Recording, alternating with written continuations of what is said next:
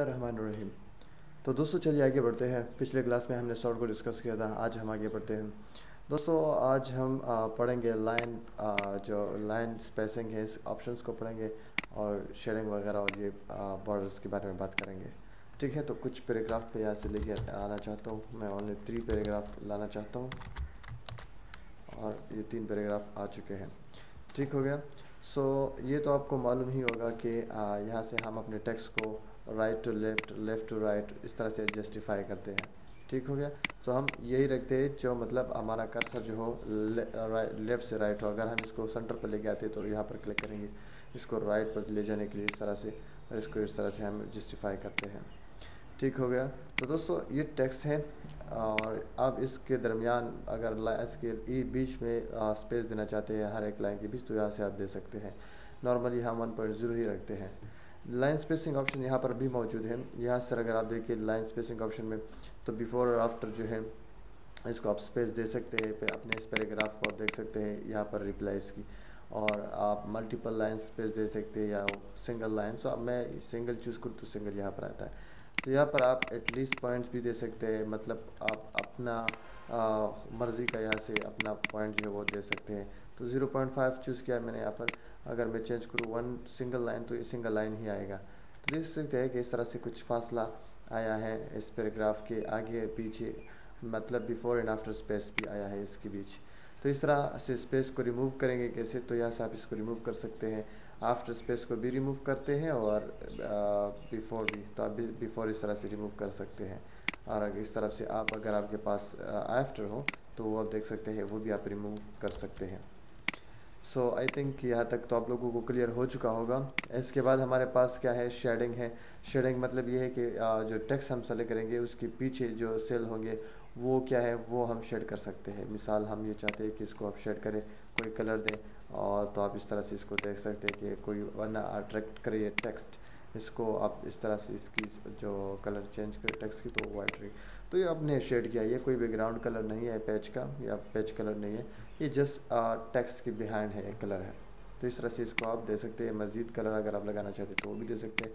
अगर आप इसको हटाना चाहते हैं तो इसको नो कलर करें, और जो टेक्स्ट है उसको आप ब्लैक करें, चूँकि वो हमने वाइट किया था।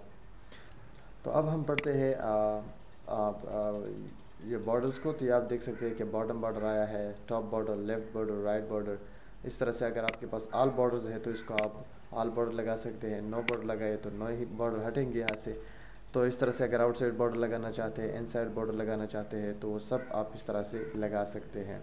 तो दोस्तों ये वर्टिकल बॉर्डर आगे टेबल में आएगा, वहाँ पर हम पढ़ेंगे इसको। ये 2 ऑप्शंस मैं आपको यहाँ पर समझाने की कोशिश करता हूँ। तो जैसे मैं एक टेबल ड्रा कर लेता हूँ, तो ये टेबल मैंने इसको ड्रा किया यहाँ पर, और अब मैं वापस जाता हूँ यहाँ पर। तो आप देख सकते हैं कि ये दोनों ऑप्शंस हमारे पास ऑन हो चुके हैं, और इस तरह से एक शेप हम बना सकते हैं। क्लियर हो गया। तो ये कुछ ऑप्शंस थे जो बहुत ज़रूरी थे। इसके अलावा हमारे पास नेक्स्ट जो है हॉरिजॉन्टल लाइन है। हॉरिजॉन्टल लाइन एक आप इस तरह से एक लाइन ला सकते हैं खूबसूरत सा, और आप यहाँ पर अपना टेक्स्ट जो है इसके नीचे लगा सकते हैं।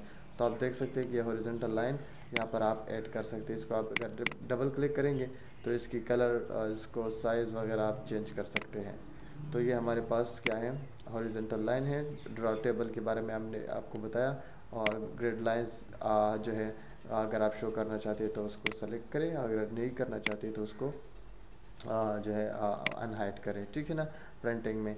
इसके अलावा हमारे पास है बॉर्डर शेडिंग। ये टेक्स्ट है हमारे पास मिसाल के तौर पर, तो इसको मैं शेडिंग देना चाहता हूँ, इसको बैकग्राउंड देना चाहता हूँ, बॉर्डर देना चाहता हूँ। तो आप देख सकते हैं यहाँ पर बॉर्डर्स हैं। तो यहाँ से कोई भी बॉर्डर आप चूज़ करें। मिसाल मैं ये वाला चूज़ करता हूँ, ठीक है ना।